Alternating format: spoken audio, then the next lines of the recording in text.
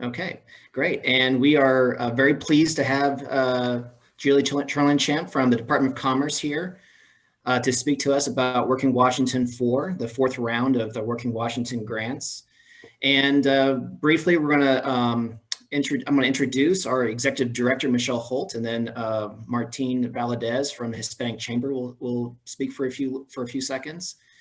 And then I'll move on to introduce Julia, who will give a presentation about Working Washington 4. And then we'll have plenty of time at the end for questions from the audience. And at that point, once Julia's finished her presentation, we can open it up. And you're also welcome to post your questions in the chat as well. And we'll get to those as we can during the meeting. Okay, so that I'm going to stop sharing here. And I would like to invite Michelle to say a few words. Thank you, John. Good afternoon, everyone. I'm Michelle Holt. I'm the Executive Director for the Benton-Franklin Council of Governments. Thank you so much for joining us today. We're happy to host the Working Washington Grant Round 4 workshop, and we appreciate our partnership with the Tri-Cities Hispanic Chamber of Commerce and the Washington State Department of Commerce for helping making this possible for us. One role that the Benton-Franklin Council of Governments has is Economic Development District. And through that, we help our communities bring about public-private partnerships to encourage collaboration, attraction, investment, create jobs, and foster economic resiliency and prosperity. So during the pandemic, helping our small businesses receive financial assistance is critical for our local economy. Round 4 of the Working Washington Grant is an excellent tool to ensure that our businesses survive and thrive. So thank you all so much for joining us, and I will turn our time over to Martin. Thank you, Michelle, and welcome to the Tri-Cities. And thank you, everybody. My name is Martin Valadez. I'm with the Tri-Cities Hispanic Chamber of Commerce, and I also want to thank the Benton-Franklin Council of Governments for asking us to partner with them in this training. With the Hispanic Chamber of Commerce also work obviously on economic development. Our focus is small businesses, and we work with other businesses, particularly Latino and minority owned. And we have been very fortunate to, since last April, to partner with the Department of Commerce to provide assistance, technical assistance, help with the grants and others to small businesses in Benton, Franklin County, but also in Walla Walla, Adams, and Grant counties. And our focus has been to work with historically disadvantaged business owners and also those that speak Spanish. So again, I'm excited. We've helped a lot of businesses in this since April in rounds 1, round 2, and round 3, and we're looking forward to the next round that begins Monday. And for anybody that needs additional assistance, we're here to help. We have staff who speak Spanish who are here to guide you also if you can, and we can do that in Spanish and English. And I will type the Hispanic Chamber of Commerce, Tri-State Hispanic Chamber of Commerce number in the chat in case anybody needs additional assistance or in case you know anybody that might benefit from our help. So thank you again to Department of Commerce and Benton-Franklin Council of Governments for partnering with us on this great effort to help our small business owners get through this pandemic and then thrive and move forward. Thank you, everybody. Thank you, Martin. And just a quick reminder, I would like to invite everyone who's attending this meeting to introduce yourselves in the chat. Just write or type your name and organization you're affiliated with, if you wish, email perhaps, and so we get to know each other. And again, the chat will be a good place to post your questions as well as asking them during the Q&A session at the end.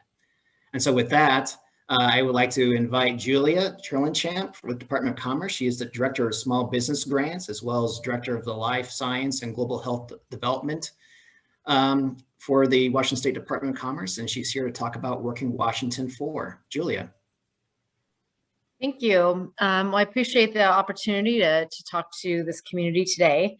I have been doing a lot of these presentations lately, and so I apologize if I go through it quickly.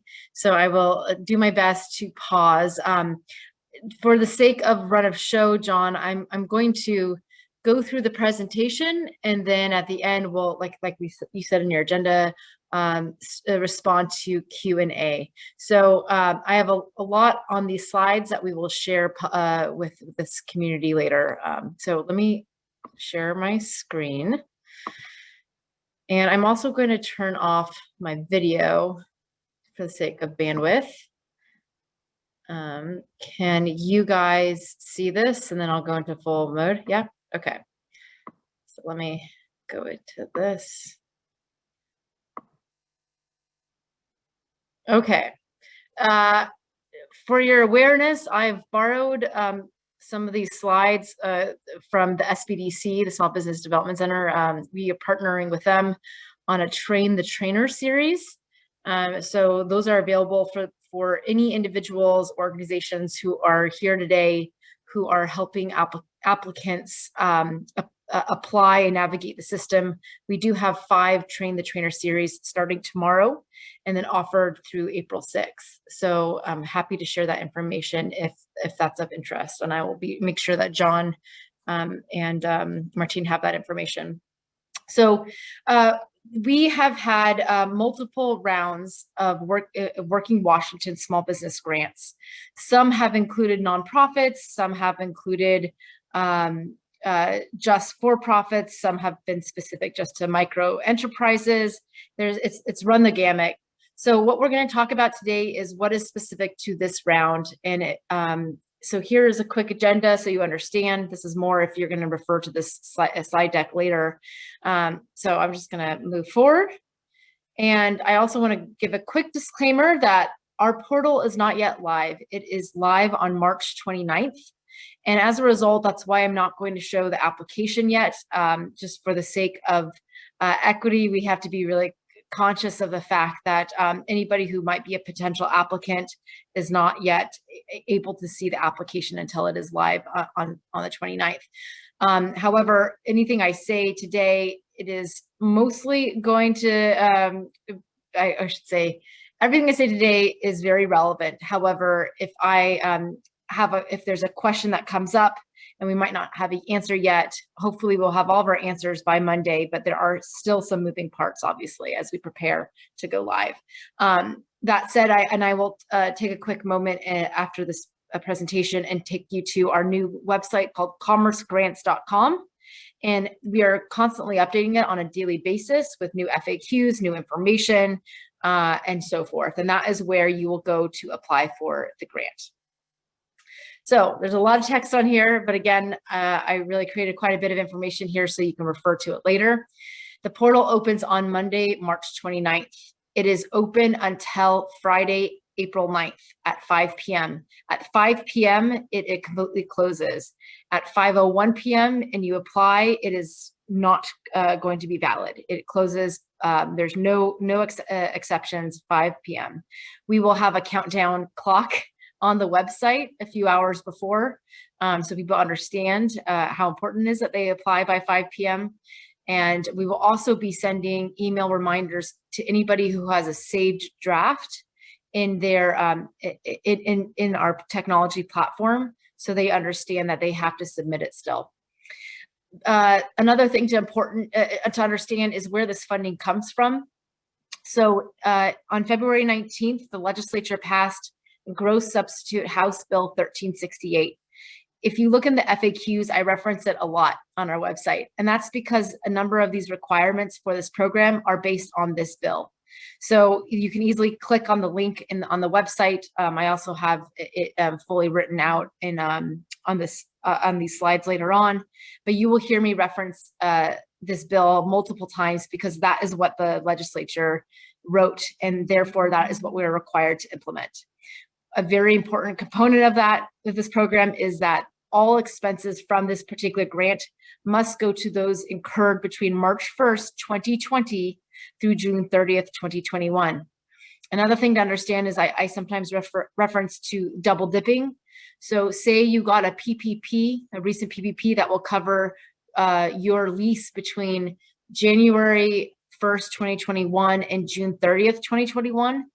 And you receive that PPP, then this grant cannot go to those same costs. You cannot double dip because this does originally come from CARES Act funding and has been appropriated by the legislature. We also, according to the House Bill 1368, must take into account previous Working Washington awards distributed by Commerce or affiliated partners. We reference affiliated partners because our ADOs, our Associated Development Organizations, received funding in the Working Washington Round 2 grant round, and it might not have been called Working Washington grant, but that's what it was on paper.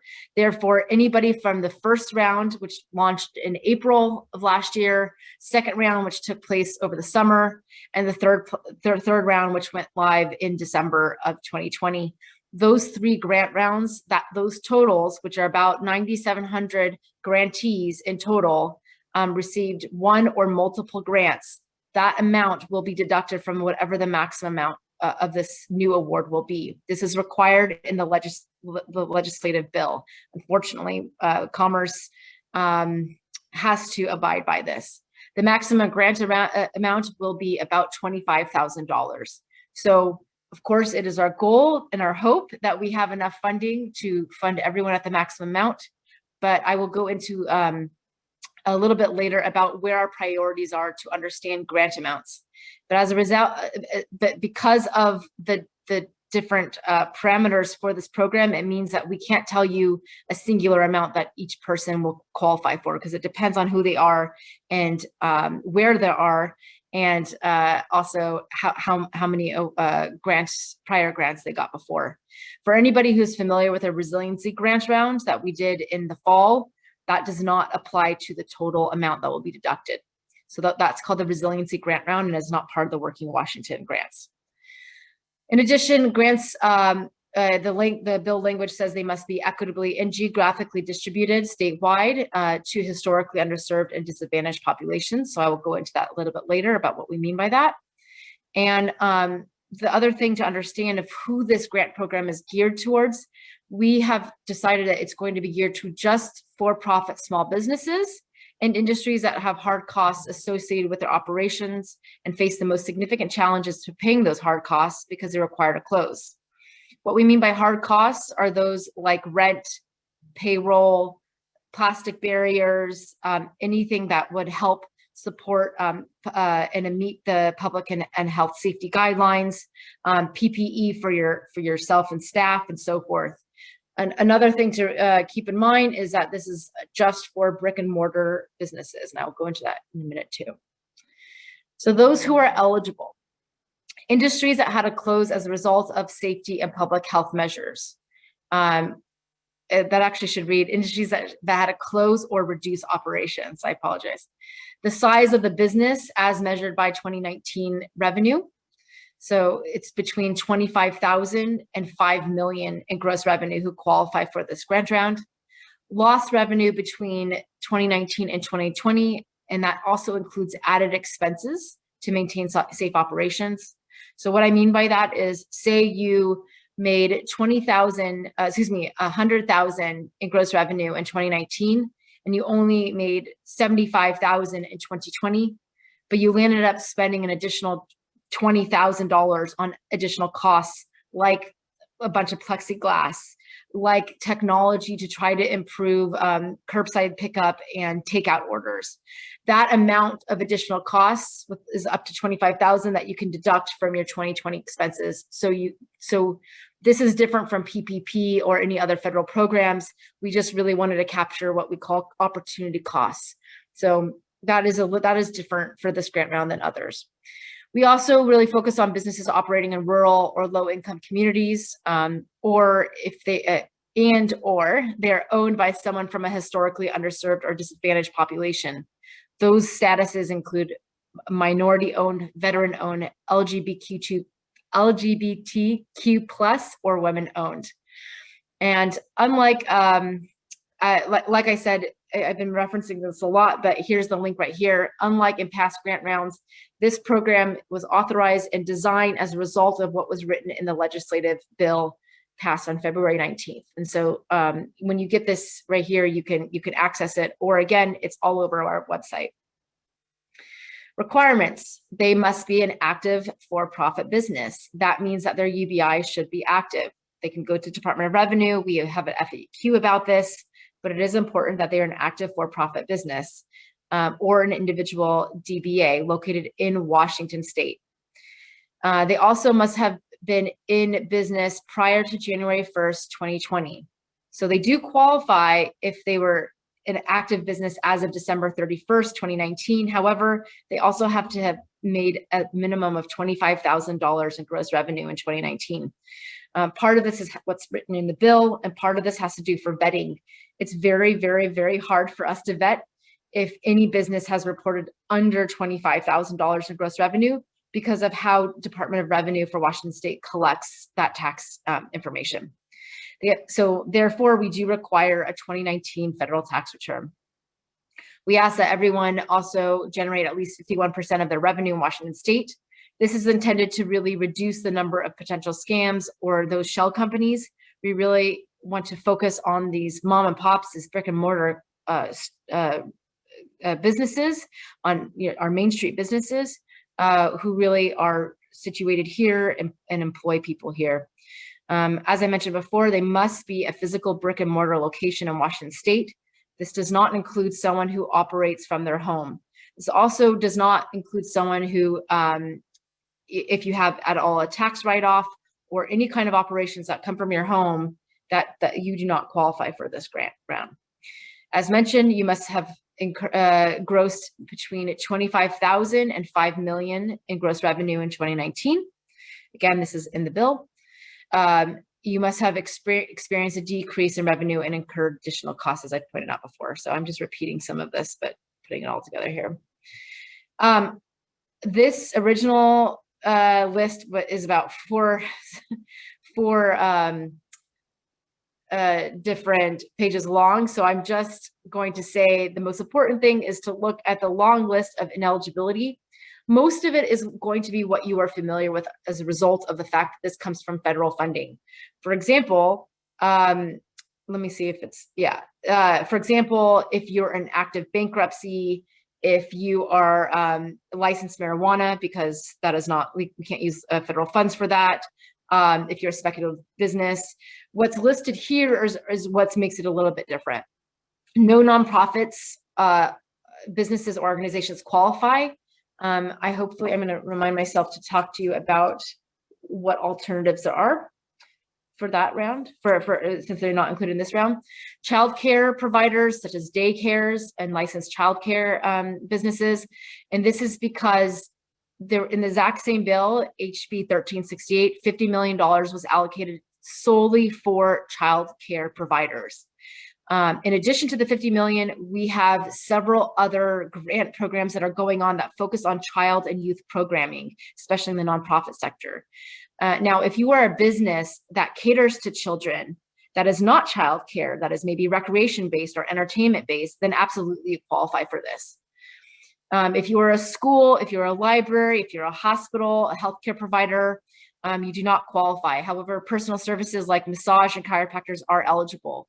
Property management, real estate do not qualify, including Airbnb and VRBO-like services that are hosts do not qualify for this.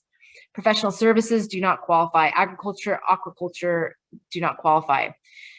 Please note that in our FAQs on our website, we have an explanation and we have examples, more detailed examples of what we mean, especially for those in the healthcare industry, those in professional services, and those in agriculture and aquaculture.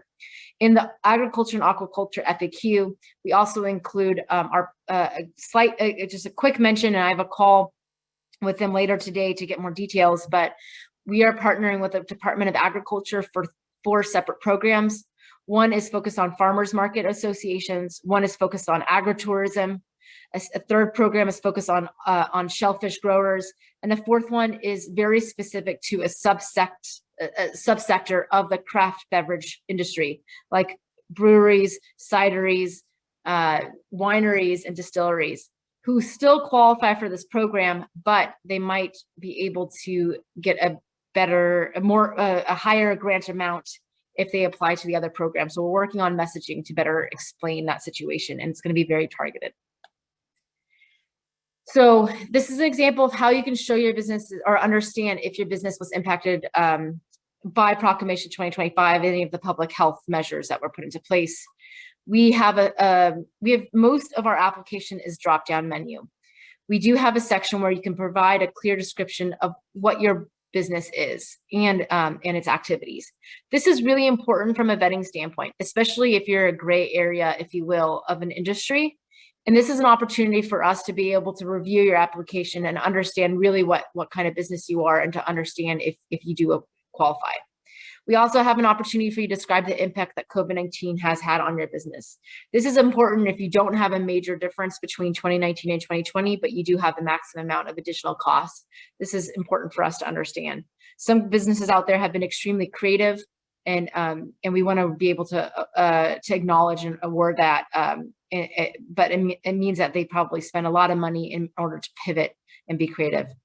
We also ask that you provide your NAICS code. If you're not familiar with the North American Industry Classification System code, NAICS codes, we have links to help people understand how to find it.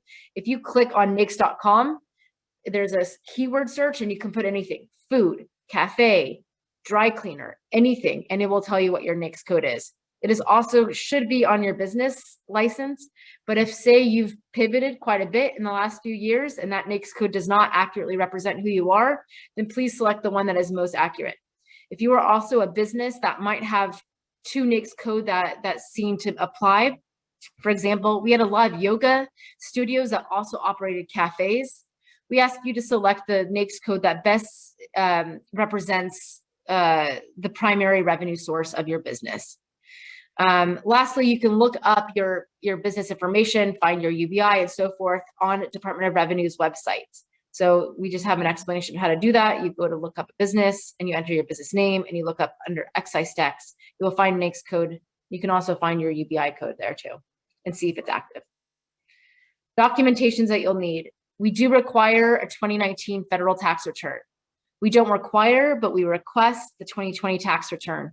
We understand that not everyone has filed their 2020 tax returns, which is why it is optional but recommended.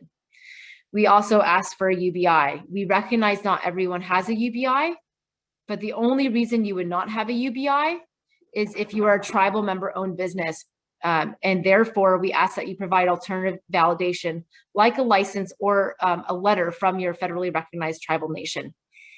The reason why we know that you're required to have a UBI is because if you've grossed at least 12,000 or more, then you are required to have a UBI to legally operate as a business in Washington state.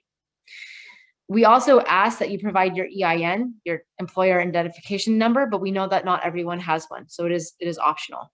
We also ask for a valid government issued photo ID. And sorry, this is a little confusing. We are not going to require an actual document of your UBI or EIN. We're just going to require you to type in the number. And then we will be using it to vet and to validate who you are. And then, as I mentioned before, the NAICS code. And then if the business is successful and awarded a grant, they will be required to fill out a W-9 form online where they can digitally sign. And that is required in order for them to get a 1099 in January of next year. We have two technical support centers. Is someone speaking or can I keep going? Okay. We have two technical support centers. I know that Martin mentioned that his organization is available for resources. We have an amazing network of partners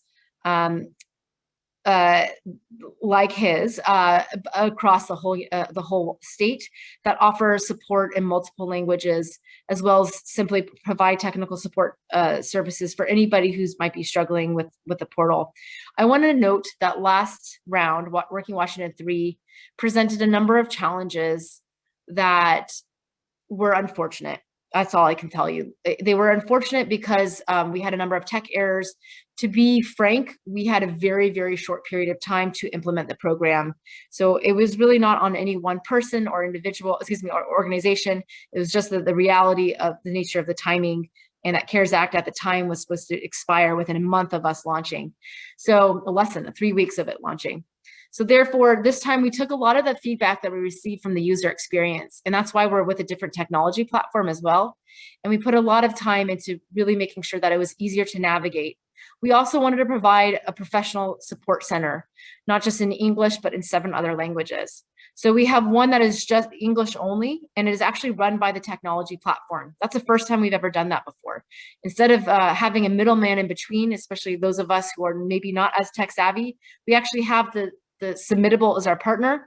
They are the ones who created the grant portal, and therefore any true technical questions or general questions about the program is directed at them. And so here's the number, 855-602-2722.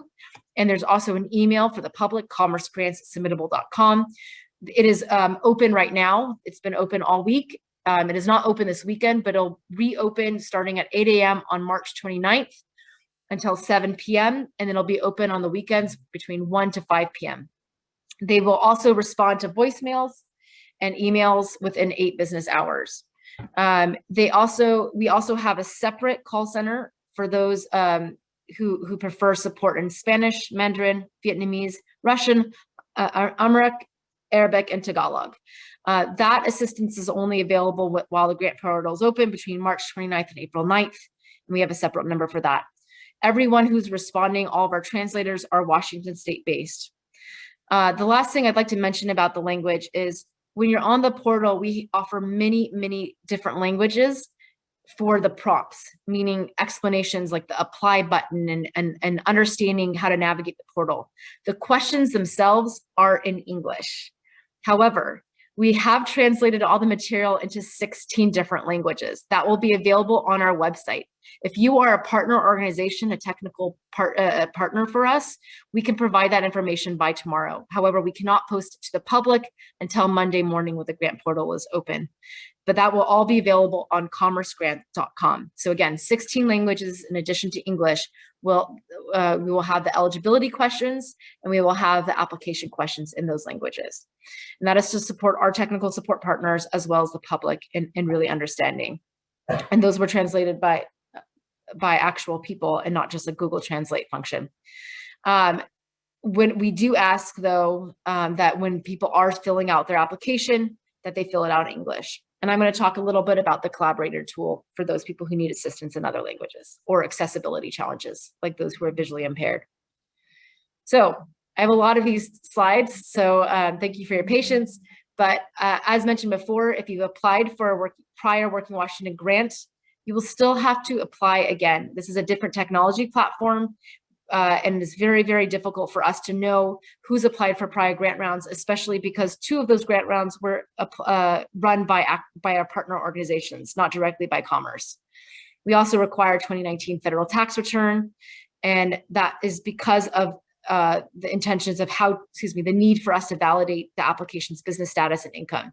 Therefore, if people do not include their correct business address or their UBI number, they will not be able to be awarded a grant. They do need to make sure that their information is up to date and correct. And due to the nature of this pandemic, we are not able to offer anything but online applications. We understand that this is a barrier for some and we apologize, but because even us at Commerce are not even allowed to operate and run as work from our own office, you can imagine why this could present a number of challenges.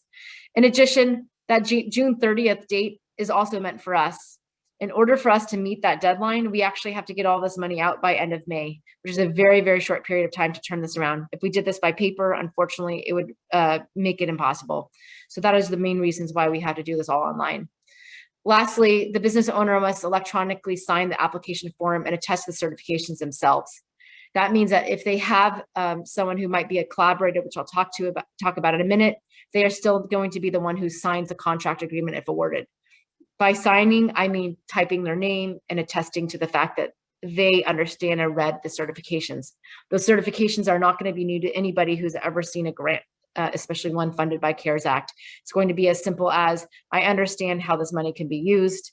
It is, I understand that I cannot discriminate against any patrons, et cetera, et cetera. We also selected this technology platform because they are very mobile friendly. You do not have to download an app. You can just simply use your smartphone or a tablet if you do not want to use a desktop. It's also available on multiple browsers. This is significantly different from last grant round, which really only operated well on Chrome.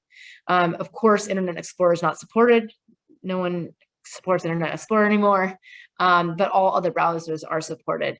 So that was really important to us, and we try to make it as easy as possible. Same thing with our uploads. For anybody who has to upload a document, we do allow JPEG images, especially if you're just taking it with your phone. One thing that we heard a lot from the last round, people were really concerned about how their document, their application would be saved. It saves every time that you click an yes or no or anything on an answer, it automatically saves. It also, you can, of course, press save again at the bottom of the page. The one really important thing to understand about saving versus applying is that you can save and come back through the entire 12 days that this application portal is open at any time. However, the moment that you press apply or submit, I should say, then you cannot go in and change your application. We also make sure that you note your account login and password so you're able to access your application later. When you first sign up, you create an app, you use your email, and then you have your password. And like you might see with most anything you sign up, you might have a verification email that comes in. It is not required to verify your email. It's good from a safety standpoint, but it's not required. Therefore, you can create an account and immediately start applying. You don't have to go back to your email and wait. So that's one thing that we have changed. There's also a collaboration feature that I mentioned already.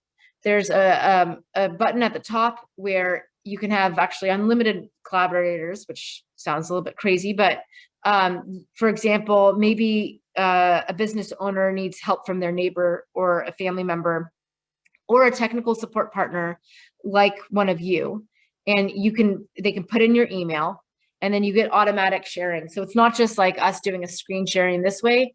You can be on your own platforms, whatever, your tablet, what have you, and you can both be looking at the same time, and you can help them fill it out. But like I said, the only thing that we ask them that they themselves fill out is to type their name. That is technically their digital signature. So that is a field, that is an element that we know is really important, especially to those who have accessibility challenges. That said about accessibility, about visuals, sorry, my dog is climbing up right now.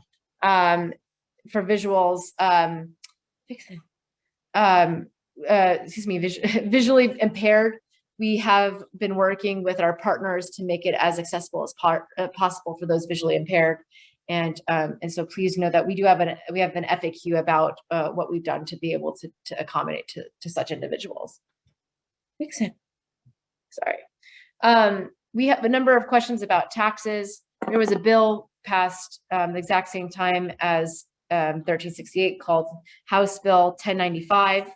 And that made it so these such grants are not taxed for, especially for B&O tax. There's an explanation about that on our FAQs. So please, please learn more on our website about tax questions. But of course, we encourage everyone to talk to a financial advisor or even the Department of Revenue for very specific questions, because we at Commerce do not know everyone's situation. There's no reporting requirement for this grant. So we really do ask a lot of questions based on an honor system.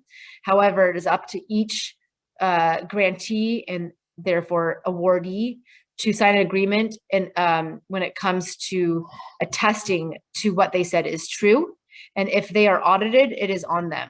So I know that unfortunately a lot of small businesses do get audited, but that is on them from an auditing standpoint. And so before anybody can receive funding, they will have to agree to, we have a grant agreement or an affidavit where they have to attest to those same statements. Funds will be distributed by our partner. We have a payment processor who we've spent some time discussing this. We wanted to really expedite the process of payments. So we're hoping that a payment can be received within 3 business days of someone signing, no later than 3 business days of someone signing the grant agreement and providing the correct bank account information. We will be providing an FAQ in the next couple of days to be very clear about what you need to tell your business, your bank account about the information that is needed. At least 10, sometimes 20% of awardees in the last year have provided incorrect bank account information, and it's really slowed down the process, unfortunately. Okay, successful grantees. I'm going to highlight this one more time. The costs must be this award must go to costs between March 1st, 2020 and June 30th, 2021. We really encourage technical support partners to work with businesses to understand how to work with their accountants or account managers to understand how to meet this requirement. Obviously, if they've identified funding from their own revenue for the same period of time, they can shift that money around. So this grant can then cover a portion from between. And obviously it is retroactive and it goes back to March 1st, 2020. And again, I'm going to keep saying this over and over again. Please go to our FAQs. We have quite a significant number on there, commercegrants.com. I have a lot of slides here, guys. I'm going to go through this one. I'm just going to skip this one. What happens after you apply for the Working Washington Round 4 grant? This grant is not on a first come, first served basis. Please do not rush and apply on the morning of March 29th. That will crash our site. That's why we're not actually setting an exact time. Take your time with this. It is worth taking your time because the moment you push apply, you cannot go back and edit the grant, unfortunately. It does close at 5 p.m. on April 9th. That is a hard deadline. We will have a countdown clock, as I mentioned before, and we will also be nagging people starting April 6th that if they have a draft form, a draft application, we will remind people to finish their application. They will be notified by email from our partner Submittable. They will also be awarded, the grant amount will be dependent on a number of factors. That criteria I mentioned has to do with the amount, the size of their business in terms of gross revenue in 2019, the amount of lost revenue between 2019 and 2020, and those additional costs I mentioned before. Demographics, are they rural, are they minority owned, women owned, so forth. And of course, if they're part of an industry that was really hard hit, for example, restaurants or a hotel, or anybody honestly in leisure. If you're an axe throwing business or a trampoline park, they were required to be closed if they were indoors. So we have a range of points, but at the end of the day, the reason why it's difficult to share publicly more about this is because it all really depends on how many people apply.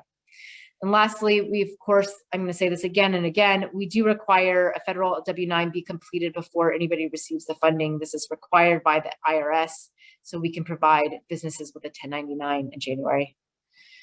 Lastly, we have a number of resources where they can get, businesses can get assistance. Commerce Grants is the best place to go. We have an actual tab that is the help and support tab, where we feature the contact information, both for those in English as well as in other languages. Our website supports a number of different languages where you can read our FAQs in those languages, but it does use Google Translate, so we know that that's always an issue for some.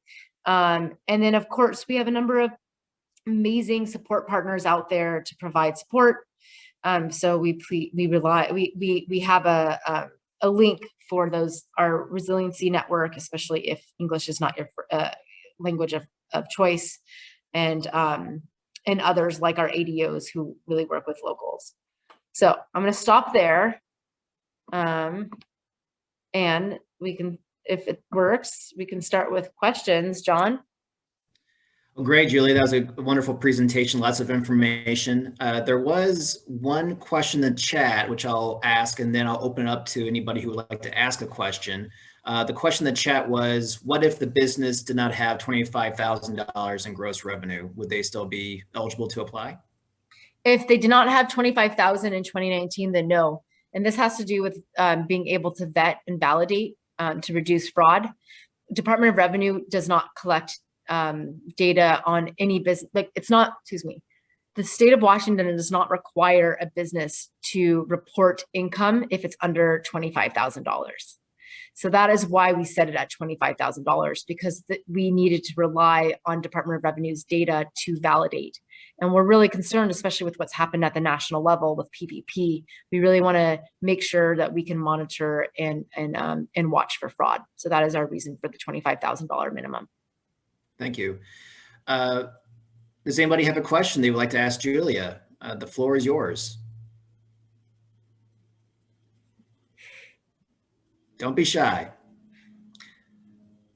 Oh, yes, thank you. I see Matt has asked, can you talk about what resources are available for nonprofits and where to access them? It's a great question. We have a bunch of different programs in the pipeline, some that will be public and some that will be only available to those within a specific network. For example, Chambers of Commerce, we'll soon be hearing from the AWB about a program just for Chambers of Commerce. Washington Tourism Authority has partnered with us for programs just for DMOs, for designated marketing organizations, where we are trying to help support our partners with technical support services. We also have a round that is just for targeted nonprofit sectors. Those nonprofit sectors include neighborhood associations, creative economy, like the arts community, music, so forth, certain child and youth programming, and I'll explain that in a minute, veterans organizations that are deemed, considered 501c3, and recreation and leisure nonprofits. So that is a separate round that will be shared hopefully by next week. We'll at least tell people about it. We're hoping that the portal can be launched sometime in early to mid-May, but that is still being discussed. It's hard to share this information when we still haven't signed a contract with our partner. And then another program that I think I already mentioned, farmers markets, agritourism, shellfish growers, and additional one for cideries and breweries and distilleries and wineries. And then we have one, again, we're still working on the contract. For just youth programming, we're partnering with another organization that we've partnered with in the past. So we've been trying to capture some of the applicants who won't qualify for that to go into the different grant rounds. So we're looking for gaps, but at the end of the day, we still had really limited funding. So that's why we're focusing on targeted nonprofits. And then what other programs do we have coming down the road? We have a lot. We're looking at focus just on the micro enterprise associations network, trying to help support that. So if there's a lot coming out, so just look at our website as we're ready to be public about that. Can affiliate? Another question. I'm sorry. Do you want to read them, or I just want to make sure that? Yeah. So can affiliate businesses with their own? I'm assuming you're talking about the ITIN numbers receive up to the $25,000 max each, or is the total for all affiliated business? That's a great question. Okay, so in order to qualify, it is based on your UBI, unless you don't have a UBI for the reasons we discussed before, and then we have alternative ways to look at it. But if, for example, if you are a local franchisee who has 3 locations under the same UBI, and you made under 5 million, then you can only qualify for 5 million 2019. You can only qualify for 1 grant. If you are a franchisee who has 3 locations with 3 separate UBIs for each location, then you can apply for 3 grants for the full amount. If we received, don't know what WWSBEG grant is. There's a lot of acronyms out there. The Working Washington. Jamie, do you mind sharing which grant program you're talking about?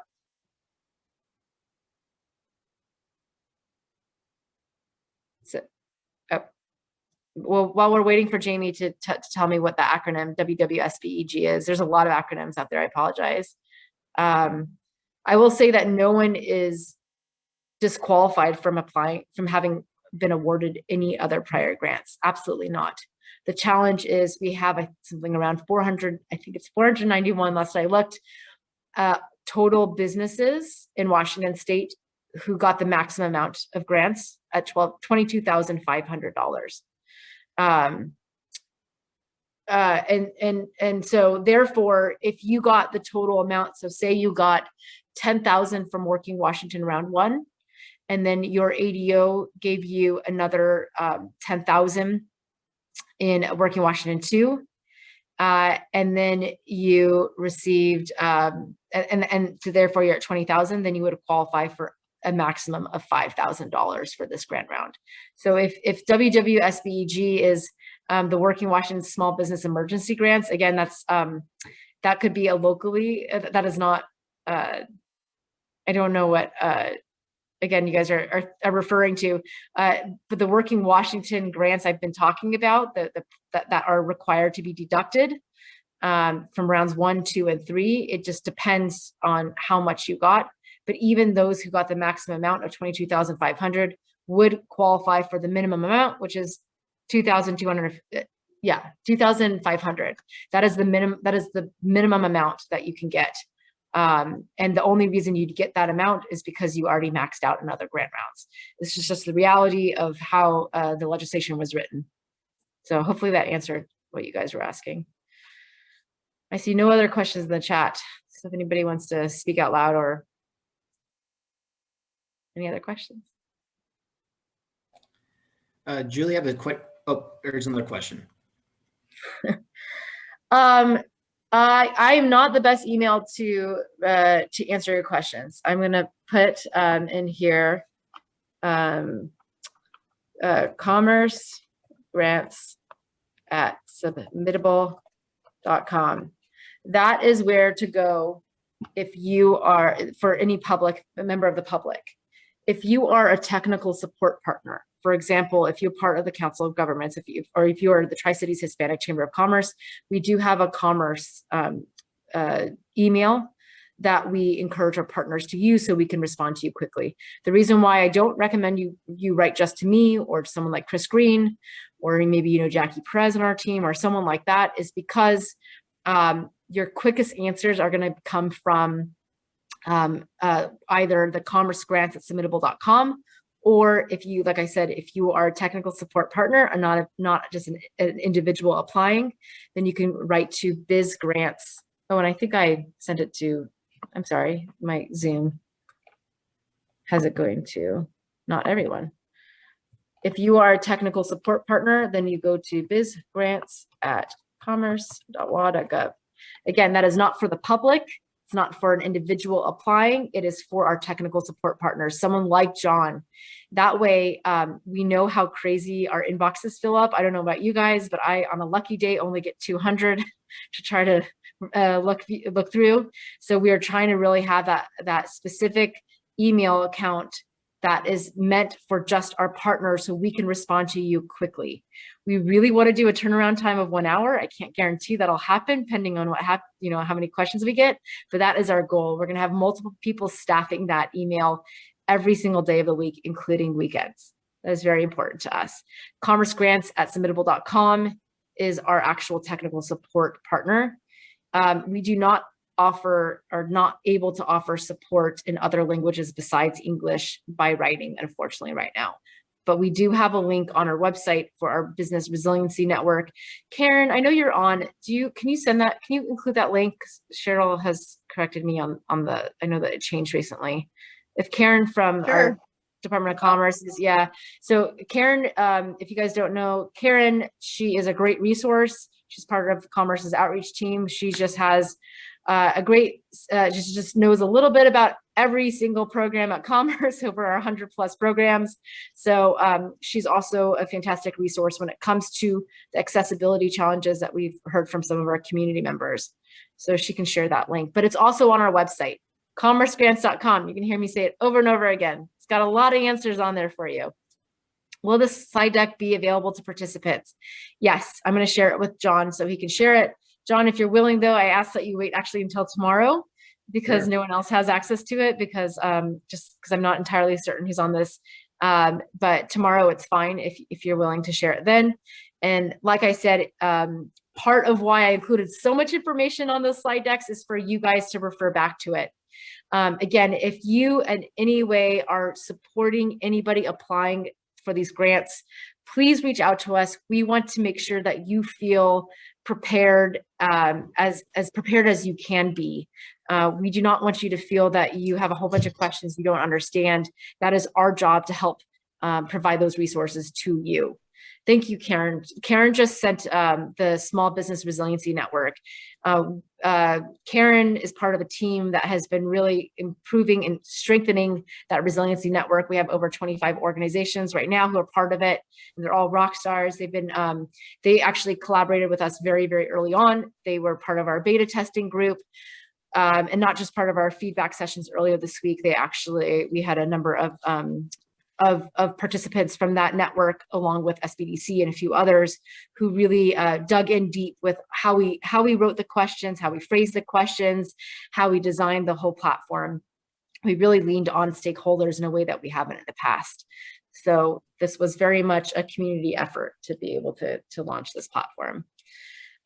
More information on the children and youth programs. I know that the department, if you go to DCYF, the Department for Children, Department of Children, Youth and Family Services. I looked on their website recently. It's not yet live, but like I said, they have $50 million identified for that sector alone. You can look at it in the bill language. It's just not live yet. We were really lucky in that we assumed and anticipated this money might come down the road.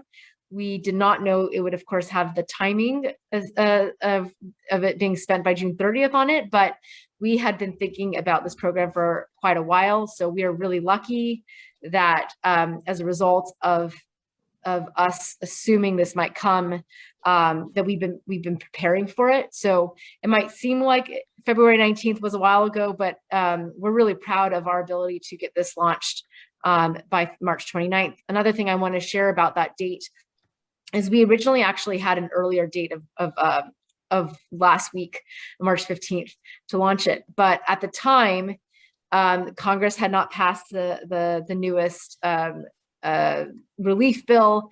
And so we were not aware of what would happen to PPP, and PPP was supposed to expire on March 31st. March 29th is really the latest we felt comfortable to launch a $240 million business grant round and be able to truly vet and award people in the timing that we could do it. But our partners asked for us to delay the launch so it wouldn't conflict with the PPP round, especially because, as you know, a few weeks ago, the Small Business Administration changed their requirements to accommodate more smaller businesses to apply. And that's been sort of our key stakeholder group is those really small businesses. So we were trying not to overlap with all the resources that have already been dedicated to PPP and EIDL. But the reality is what's different about this grant round than the last grant round is it does overlap with other grant rounds that are out there, like the Shuttered Venue Program, like PPP. So we really can't anticipate who will apply, because why would you apply for a $25,000 grant round when you could get several $100,000 from PPP? The difference is, though, is that we require a lot less information. We try to make it much simpler, and we hope that people will be comfortable for applying for this one, especially since we can get the money out a lot quicker than the federal government is able to do right now. So, more questions. Let's hold on here. Yes, Karen provided her information. Karen is much better than me about sending out her information to a big group. I'm only cautious because I've not been able to keep up with my email. I'm one of those people who's very obsessed with answering every single email. And as a result, I've not been sleeping very much lately. Okay, I think I don't have any other questions on here. Well, it may give people a few more minutes, but I have a question. If you're self-employed, meaning you only have one employee and you've made at least $25,000 in gross revenue in 2019, would you be qualified to apply? Absolutely. Absolutely. Mm-hmm. Okay. So sole proprietors are definitely included. We really wanted to accommodate that. I know that some people were excluded from PPP for some of those requirements, and that was really important to us. We got a question recently also that some federal programs have some really strict requirements about anybody who's has a felony on the record. We don't have those requirements. We, of course, ask you to be in good standing with the government in the sense that Department of Labor and Industries isn't investigating you for some major issue. We also ask people to self-attest that they have not been in violation of Proclamation 2025. That's the public health measure. I want to be very clear about what we mean by that. We are not asking people who might have gotten an anonymous complaint about mask usage.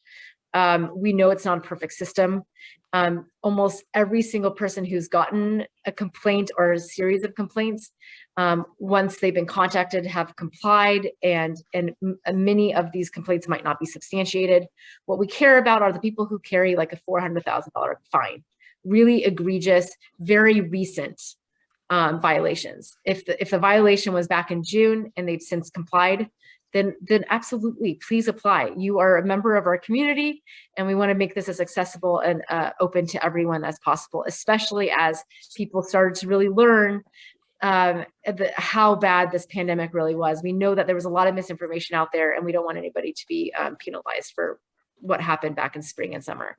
So, you know, we're not going to be, and we were very strict about that last round. In this round, we've decided to be more flexible and really ask for the honor system. So if you're really, really flaunting the public health measures, you probably aren't a big fan of government-funded grant program anyways. So. Are there any final questions before I make a final statement? Well, I do have a question. I just don't know where my camera went.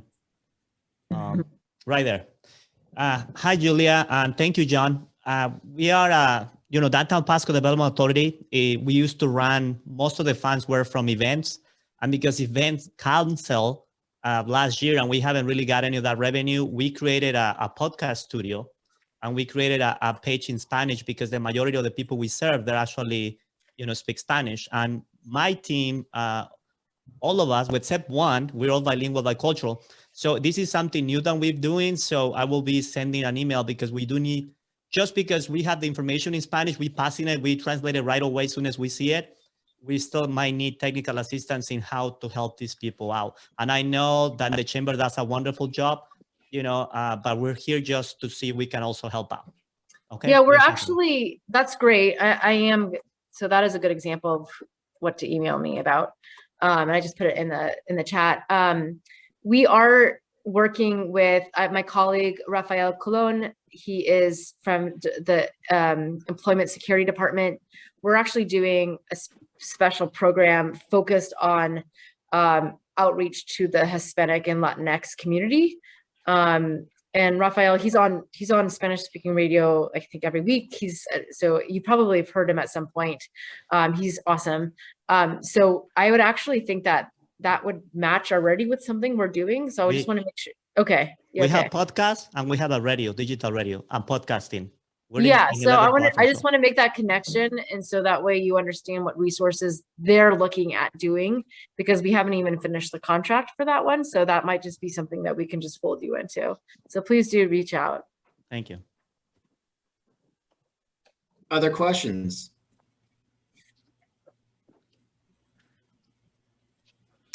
Well, then I thank everybody here. I want to just have one brief comment before I thank Julia, but in addition to all of the grant opportunities and loan opportunities that are out there, there's also grant opportunity or loan opportunities through BFCG, through the Benton-Franklin Council of Governments.